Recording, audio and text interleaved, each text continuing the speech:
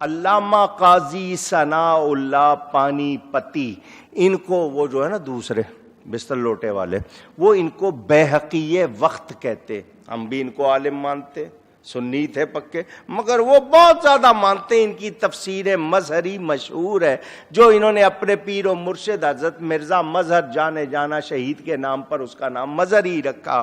ان کی ایک عبارت سنو ذرا، ایمان تازہ کرو. وہ کہتے حیات انبیاء حیات شہداء سے زیادہ قوی اور ظہور میں بہت زیادہ بڑھ کر ہے. کیا مطلب؟ تم حیات شہداء ثابت کرتے ہو نا، تو حیات انبیاء نبی کی زندگی اس سے زیادہ قوی، مضبوط اور ظہور میں یعنی ظاہر ہونے میں بڑھ کر ہے. وہ کہتے ہیں دیکھو، شہید کی جب وفات ہو جاتی ہے دفن کر دیتے ہو، اس کی بیوہ عدت کے بعد نکاح کر لیتی ہے. نبی کی بیوی سے نکاح جائز نہیں. نبی کی بیوی سے نکاح، کوئی کہے گا اس لیے کہ وہ مائیں، شاید کوئی کہے اس لیے نکاح جائز نہیں کہ وہ مومنوں کی، تو جسمانی مائیں تو نہیں ہے، روحانی مائیں ہیں. اور اگر کہو کہ روحانی ماں سے جائز نہیں تو پھر روحانی بیٹی سے کیسے جائز ہوگا؟ مسئلہ آ جائے گا نا. تو یہ نہیں ہے کہ اس لیے نکاح جائز نہیں کہ وہ روحانی یا جسمانی مائیں، اس لیے کہ نبی زندہ ہے. وہ نبی کے نکاح میں اسی طرح ہے، کیونکہ نبی جو مانتا ہے وہ کہے نبی.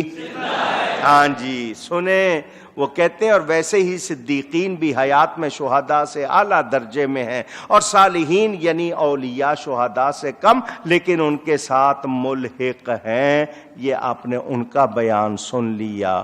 اب الحاوی للفتاوی میں امام سیوطی کو پھر سنیں. وہ کہتے ہیں انبیاء کرام حیات میں شہداء سے اولا، اجل اور اعظم ہیں.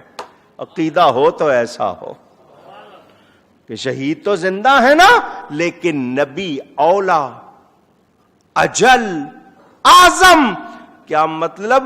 شہید کی زندگی سے نبی کی اولا بڑھ کر ہے، بہت مضبوط ہے اور بہت بڑی شان والی ہے. اور بلا شک و شبہ اللہ نے ہر نبی میں نبوت اور شہادت دونوں وصفوں کو جمع فرمایا. علامہ قرطبی، قرطبہ اندلس کا شہر، اسپین آج کل کہتے ہیں، 800 برس مسلمانوں نے حکومت کی، وہ آپ کے ہاتھ سے نکل گیا.